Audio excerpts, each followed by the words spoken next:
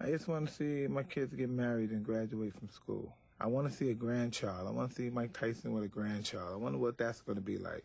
I want to stay out here. I want to see my kids grow. I want to be a better person in life. I don't like the person who I become. I know I've become. I'm an insane individual. I put all those drugs in my system. I do not want to do that any longer. And I just want to be a decent human being, which I know I can be. I just feel good about myself now. I just have a better outlook on life, and I just want to make everything better. And I can't make up for the past, of course, but I just want to have a healthy future. I'm just interested in my health more than anything now. What I've done in the past is a history, and what I'm going to do in the future is a mystery.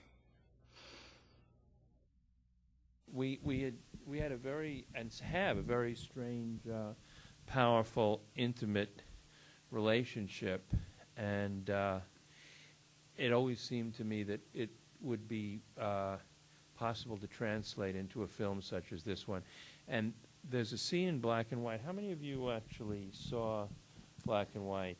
There's a scene in black and white. I mean, the well-known scene is the one with Downey and Brooke Shields and Mike. But there's another scene in which he's in the gym and Power comes up and asks his advice on whether he should murder Alan Houston, not actually Alan Houston, but the character he's playing, who is about to betray him and give him up.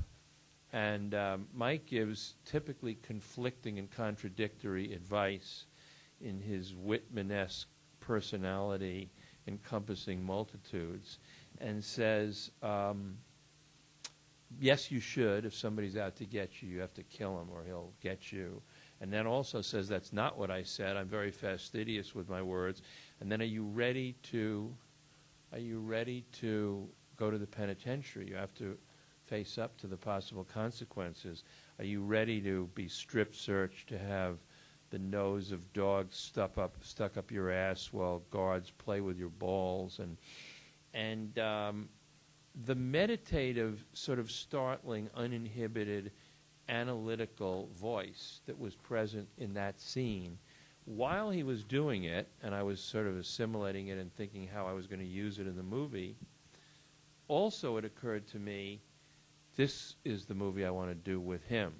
And afterward I said, you know, we could take what you are or what you were in that scene today and stretch it and expand it into a movie. And he said, I'm ready, let's do it.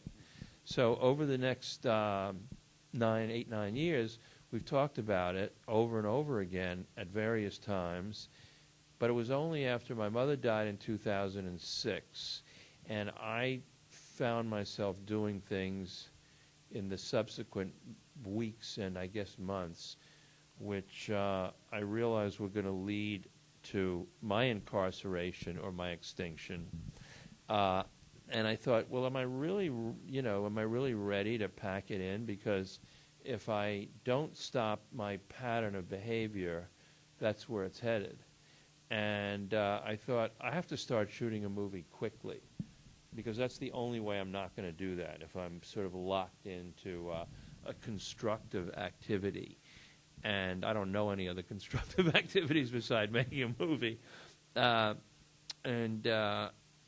Mike had just crashed, literally and figuratively, been arrested in Phoenix, high on coke, actually crashed into a sheriff's car.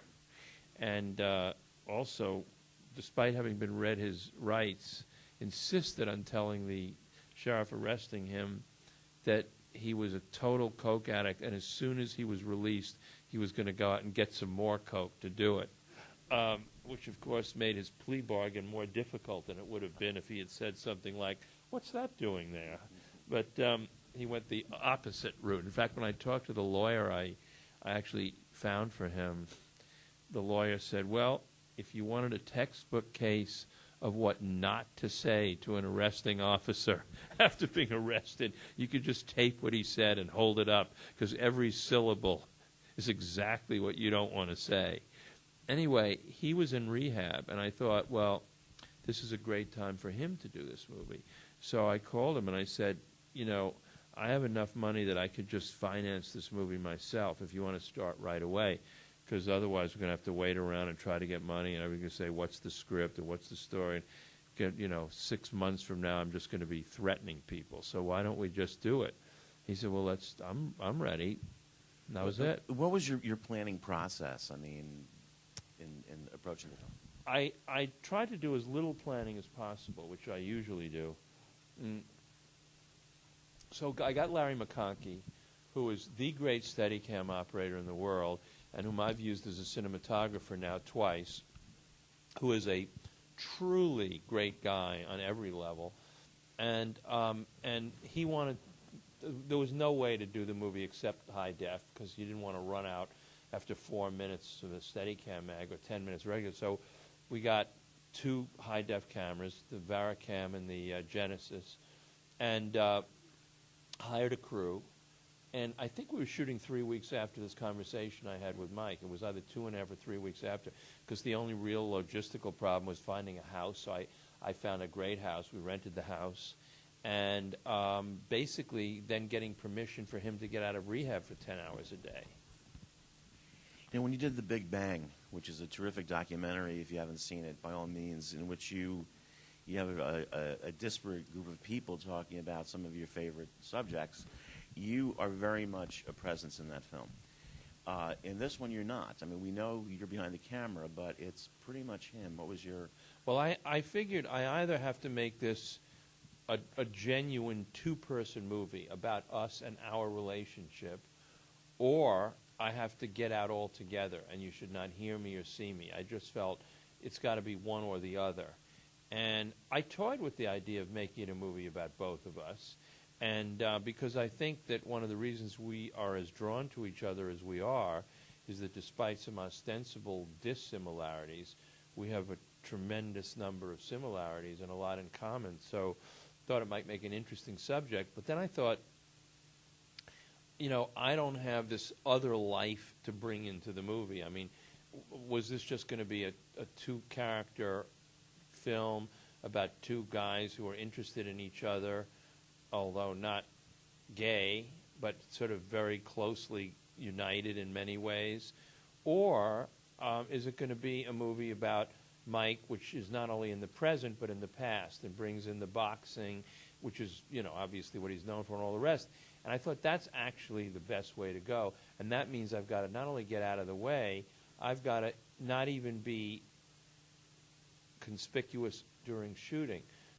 So I was staying at Cut's house. I come from a really poverty-stricken area, and when I came to live with Cut's, they live in a 14-room Victorian mansion. And I first come here, I said, wow, I could rob these white guys. They ain't hip. Not thinking, I'm not knowing this guy been around the world a bunch of times. I never knew he was like me. He was from a bad neighborhood. He was a street kid like me. And then one day he used to just say, listen, you have the chance to change your life, your family's life. You could be something very special. Don't you want to be champion? You could be champion of the world. And I didn't pay no attention to it. He said, really? You could be champion of the world. So I purposely put myself physically in an almost analyst's relationship to the analysand. I mean, I was sort of not only off camera, I was as far away from him as I could be, and usually not in his eye line. And I tried to get Larry and the other cameraman and the sound guy to be as unobtrusive as possible, so that it would almost be like a psychoanalytic session. In fact, I was in psychoanalysis for 3 years with a octogenarian Polish analyst named Gustav Biszewski, who had been Freud's last patient and last protege, and it was almost my patient, but I used to turn it around on him all the time, which he found very disturbing. I would just joke. But ideally, you're supposed to lie down, and the analyst is kind of over your shoulder, but you're not really seeing him. And I sort of played that role. I was just a voice. I would throw out a phrase or two and just let him go with it. Now, you certainly could have found some, shall we say, unfriendly witnesses to his story. Why did you choose to just keep it him? Well, I have the sort of hero's view of history, which is that, history has been moved by exceptional individuals, and for better or worse, you could mention or I could mention 30 or 40 people who throughout history have had great impact, either socially, culturally, economically, politically, athletically, although that fits under culturally. And Tyson is one of the handful of great figures in the history of boxing. And let's say boxing is one of the significant sports of the 20th century, and really has a history even back if you go into the Greeks and Olympics. And then you go into the boxing heroes who've had real cultural stature. And you basically have John L. Sullivan, Corbett, Jack Johnson, Jack Dempsey, Joe Louis, Rocky Marciano, Muhammad Ali, Mike Tyson.